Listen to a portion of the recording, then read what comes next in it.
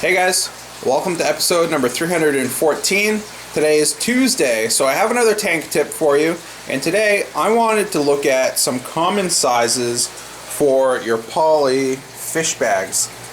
If you're going to ship fish, if you're going to bring fish to a fish auction, you're going to need fish bags. And I have quite the collection going, and I just wanted to walk through the different sizes, the dimensions of these bags, and kind of what they actually look like when they are completely inflated with water or air, just so you get a sense for size, so that when you read the numbers and you see the size, it kind of makes sense and you can judge what bag is going to be right for you if you're looking to pick up fish bags.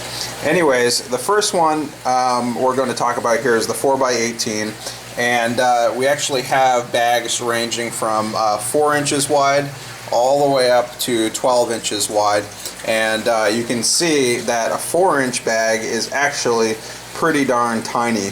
And essentially what you're looking at here is just shipping things like snails or shrimp or something that's very tiny, doesn't need a whole lot of oxygen, isn't very large, and would actually do fairly well if there was just a little bit of water in a bag like this, with the bag resting kind of on its side, because in that case it would actually create quite a bit of surface area for water and air contact if there was just a thin layer of water in this bag as it's sitting sideways. Another thing to keep in mind, obviously, is to make sure that you only fill these bags like 10 to 20% full of water and then leave the rest air. Obviously, it's the air in the bag that's going to keep the fish alive, and that's something that I see done wrong a lot when I go to fish auctions, is people will put way too much water. Like in a bag like this, a 6x16, I've seen people put half to 2/3 full of water, and when in reality a third full of water would be plenty. That might even be too much.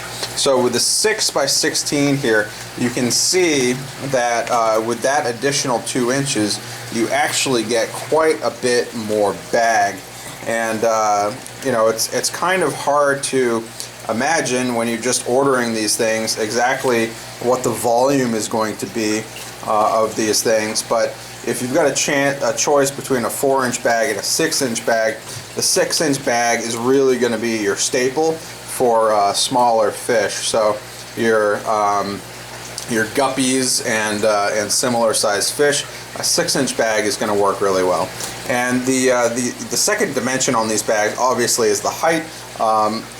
Obviously you can cut a bag down if it doesn't need to be that tall, and so, you know, depending on what you're shipping or what you're selling, you can always adjust that size.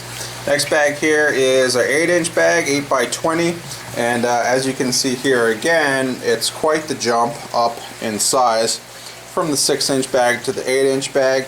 This is going to be good for like mollies and swordtails, perhaps, things that are a little bit bigger. You know, a 2 to 3 inch fish might do pretty well in something like this, and you could even have maybe a few fish in the bag at this point.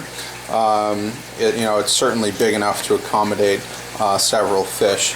Next up is a 10x20, and this one's actually starting to lose a little air on me while I'm filming the video. But again, there's quite a jump from the 8-inch to the 10-inch. It's not quite as noticeable because it's, like I said, it's starting to deflate. But a 10-inch bag is a pretty good choice for slightly larger fish again. Like an angelfish would do well in a 10-inch bag. I actually took these guys, at least some of these guys, to the auction last weekend, and I put most of them in a 10-inch bag here. And then for your very large fish, a 12-inch bag or larger is probably going to be ideal. But when you get up to a bag this size, as you can see, one bag might account for your entire box, which is being shipped in the mail. So definitely keep that in mind. But I just wanted to share with you what these bags look like when they are inflated, so that you can kind of get a sense for what bag you might want to buy, depending on what size fish you have. So anyways, guys, hope you enjoyed. Hope you learned a little something, and I'll see you guys later.